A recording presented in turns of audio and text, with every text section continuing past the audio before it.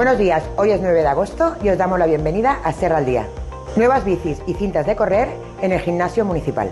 Ponemos a disposición de las personas usuarias del gimnasio municipal 2 nuevas bicicletas y 2 nuevas cintas para correr por un valor de 12.000 euros.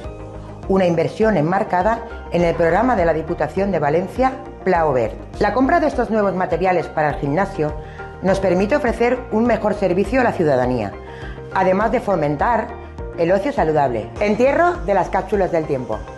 La población más pequeña de nuestro municipio ha participado durante las últimas semanas en el entierro de 2 cápsulas del tiempo.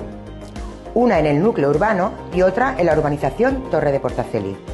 Estos actos forman parte del primer plan de infancia y adolescencia que reafirma nuestra responsabilidad con el bienestar y desarrollo de las futuras generaciones.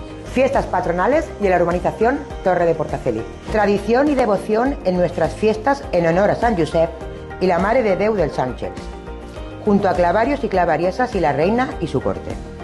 Unas celebraciones arraigadas que son fiesta de interés turístico local desde el año pasado, y a las que les seguirá San Roc y la Semana Taurina. También la urbanización Torre de Portaceli vive con intensidad sus fiestas de verano con la noche de paellas como acto central. Hasta aquí esta edición de Serra al Día. Disfrutar de las fiestas que todavía quedan y feliz verano.